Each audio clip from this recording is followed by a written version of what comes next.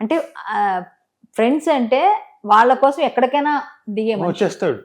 ఇప్పుడు మధ్యలో మేము అందరం కలిసి 3-4 కలిసి కంపల్సరీ మీట్ అయ్యేవాళ్ళం కొంతమంది ఫ్రెండ్స్. ఒక ఫ్రెండ్కి నాకు పడలే, మాట్లాడుకోలేదు. నీతో మాట్లాడేది ఏంటి, వాడు ఏదో బిహేవియర్ నచ్చలేదు, నేను డిస్కషన్ కామన్ పాయింట్కి ఇతని దగ్గరికి వెళ్తుండేవాళ్ళం కదా.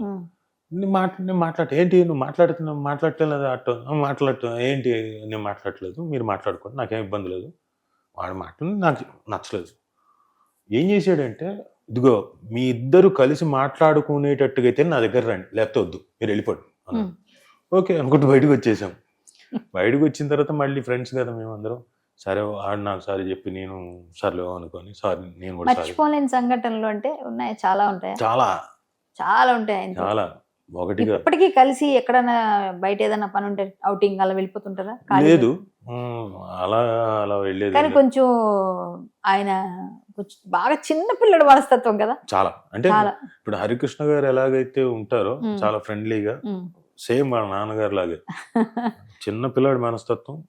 అండ్ అలాగే మెచ్యూరిటీ లెవెల్స్ కూడా చాలా ఎక్కువ. మరి ఆ చిన్న వయసులోనే ఎవరు ఏంటి ఎలా బిహేవ్ చేస్తారు ఏంటి మొత్తం అంతా బాగా తెలుసు. వచ్చేవాడిని స్కాన్ పెట్టి చూసినట్టు ఇలా నడక దగ్గర నుంచి వీడు ఏంటని క్లియర్గా చెప్పేస్తాడు, అంత నాలెడ్జ్ ఉంది. Great great. అలాగే ఇప్పుడు మీకు గమనిస్తే చిన్న వయసులో ఆ టైంలో అంటే ప్రచారం టైంలో స్పీచ్లు ఇప్పుడు ఒక్కొక్క ప్రాంతానికి ఒక్కొక్క విశిష్టత ఉంటుంది. దాన్ని దృష్టిలో పెట్టుకొని మాట్లాడాలి. ఎక్కడికి వెళ్ళినా ఎవరు సపోర్టివ్ గా కొంచెం చెప్పినా రాసినా గుర్తు పెట్టుకొని చెప్పాలి కదా. ఇప్పుడు అందరూ పేపర్లు పట్టుకొని చదువుతారు, కానీ ఇతను అలా కాదు, దంచి కొడతాడు.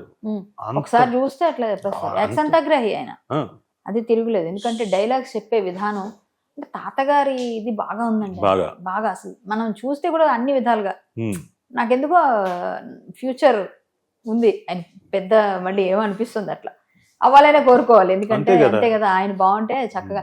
కానీ చాలా మంది విన్నానండి, చాలా హెల్పింగ్ నేచర్ అండి, పిల్లలతో వాళ్ళ పిల్లలతో చాలా అసలు ఇదిగా ఉంటారంట కదా. మీరు కూడా మీరు ఇంట్లో ఎలా చూస్తుంటారు?